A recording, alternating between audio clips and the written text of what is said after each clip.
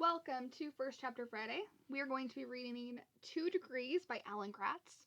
Alan is a very famous author known for works like Refugee and Ground Zero. Ground Zero was the winner of our Truman Award nominees last year for the 2023 year.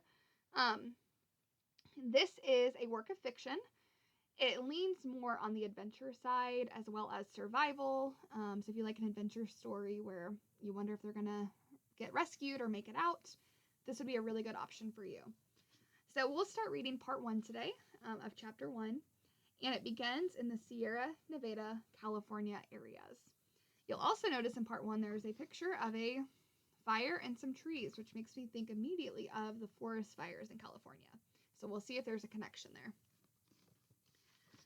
So let's start chapter 1, called Red Flag Warning. Dad, look, a wildfire! Akira Christensen cried. She pointed down the mountain trail, where a thin, gray wisp of smoke rose from the trees in the valley. Akira's father rode just ahead of her on a black Frisian horse named Elwood. Akira was riding Dodger, her chestnut gelding quarter horse.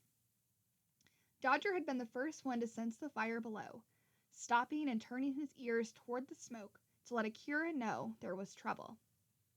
Akira's father pulled to a stop and glanced over his shoulder. A first-generation Norwegian American, Lars Christensen looked like a real-life Paul Bunyan, complete with blue jeans, a red plaid shirt, and a bushy brown beard. "Don't worry about it," he told Akira. "I'm sure it's nothing." Akira frowned. She'd checked the fire conditions before setting out on their ride that morning. The National Weather Service had issued a red flag warning for the Sierra Nevada range today, as they did almost every other day in the fall. A red flag warning means warm temperatures, dry conditions, and strong winds, which all added up to the possibility of a forest fire. How could smoke in the foothills not be a problem? Akira looked at the ground, where brittle leaves and pine needles were ready and waiting to burn. "Shouldn't we at least let Cal Fire know?" she asked. "A little fire is good for a forest," her dad told her. "It gets rid of all the dry stuff before too much of it builds up and burns out of control." "Yeah, but it seems like there aren't any little fires anymore," Akira thought. Not since the temperature of the earth had risen nearly 2 degrees, and the hotter air and longer droughts had sucked the moisture out of everything, making California a tinderbox. Now almost every fire was a mega fire that burned up half the state, and it was all thanks to human-caused climate change. Akira had learned about it in school this year, and it had scared her. But when she'd come home and told her family what she'd learned, her dad said the same thing then that he said now. Nature can take care of itself. He clicked his tongue for Elwood to walk on, clearly done with the subject. Akira shook her head. Her dad had seen all the same changes in the Sierra Nevada that she had in the past few years. Bigger, more frequent, more destructive wildfires.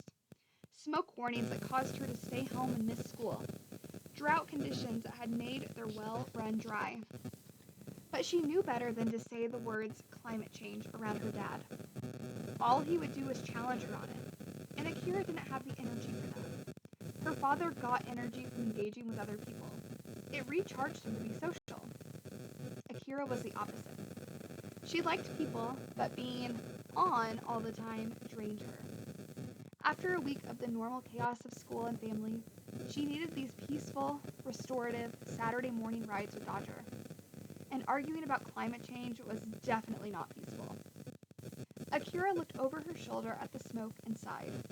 Then she gave Dodger a pat on his withers to let him know she'd gotten his message.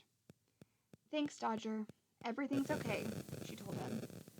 "I hope," she added silently. And I'm going to keep going into the second part, which is called King Sequoia.